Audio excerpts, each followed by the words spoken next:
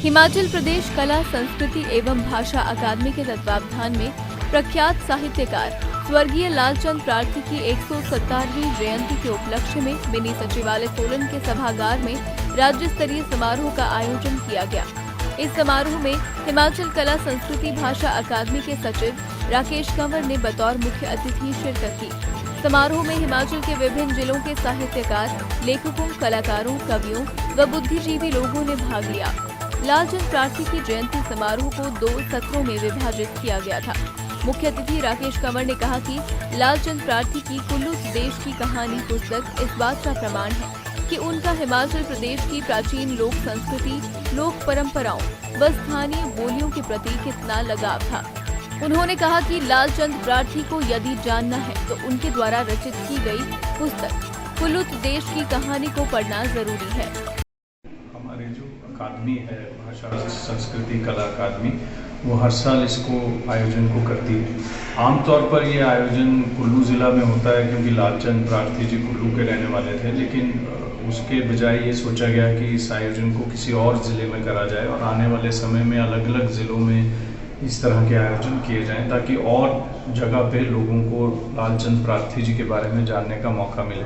वो ना सिर्फ विभिन्न भाषाओं को जानते थे बल्कि उन्होंने कुल्लू की जो कहानी लिखी है वो तो लोकप्रिय है ही, उसके अलावा वो प्रदेश सरकार में मंत्री रहे हैं और हिमाचल प्रदेश का जो भाषा कला संस्कृति विभाग है और अकादमी है उसकी स्थापना में उन्हीं की मुख्य भूमिका थी।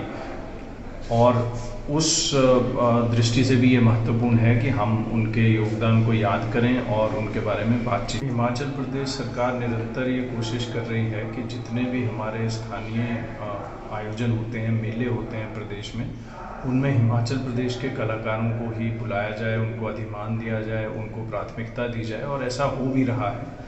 आने वाले समय में इसको और बढ़ाने की ज़रूरत है। इसकी दृष्टि से जो विभाग है और अकेडमी है उन्होंने गाइडलाइंस भी जारी करी हैं। अभी पिछले दिनों कोविड के समय में हज़ारों आयोजन हुए हैं जिसमें हिमाचल प्रदेश के विभिन्न हिस्सों में जो परंपरागत कलाओं को आगे ले जाने वाले लोग हैं या जो युवा कलाकार हैं उनके साथ अकादमी ने संबंध स्थापित किया है और ऑनलाइन आयोजनों में उनको जोड़ा है।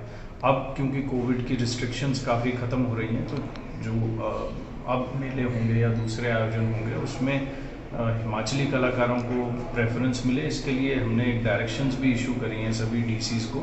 उसके मुताबिक वो काम कर भी रहे हैं। लेकिन दूसरा पक्ष ये भी है कि हिमाचल के कलाकारों को अपनी कला, अपना स्तर इस तरह का ले जाना होगा कि उनकी मांग करें लोग, उनको सुनना चाहें, उनको देखना चाहें, तो ये अपने आप ही हो जाएगा कि बाहर से कलाकारों की बजाय हिमाचल के कलाकारों को मौका मिलेगा। सर, इसमें जो ये एक आपकी सरकार की देव दर्शन यात्रा जो है वो एक योजना है, इसका कितने लोगों ने जो लाभ अभी तक विभाग के माध्यम से उठाया है? देवदर्शन योजना का ऐसा कोई आंकड़ा इस समय मेरे पास नहीं है कि कितने लोगों ने इसमें लाभ उठाया है, लेकिन ये है कि पिछले 2 साल जो हैं वो कोविड की वजह से बहुत अलग किस्म का समय था। रिस्ट्रिक्शंस की वजह से कोई भी इस तरह का आयोजन विभाग द्वारा नहीं किया जा सका क्योंकि ट्रैवल पे रिस्ट्रिक्शंस थी, लोगों के इकट्ठे होने पे रिस्ट्रिक्शंस थी और बहुत से लोग स्वास्थ्य के कारणों से, अपने सेहत की वजह से और सेफ्टी की वजह से जाना भी नहीं चाहते थे कहीं। तो अब जैसे ये बंदिशें ख़त्म हो रही हैं, इसके बाद इस योजना पर पुनर्विचार करके इसको नए सिरे से शुरू करने की कोशिश करेंगे। दिव्य हिमाचल टीवी के लिए सोलन से मोहिनी सूद की रिपोर्ट।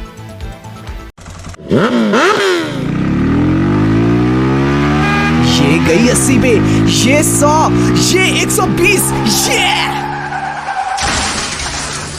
ऐसी भूल ना करें। वर्तमान वर्ष में अभी तक के आंकड़ों के अनुसार 1501 दुर्घटनाओं में से 708 सड़क दुर्घटनाएं 2 पहिया वाहन चलाने वालों की हुई और सभी दुर्घटनाओं में से 706 लोगों की जान भी गई। एक्सीडेंट को भी रोका जा सकता है जब आप सड़क पर सावधानी बरतेंगे। अपनी जिम्मेदारी समझें तो ड्राइव करते समय सभी ट्रैफिक रूल्स का पालन करें। Road safety cell Himachal Pradesh द्वारा जनहित में जारी।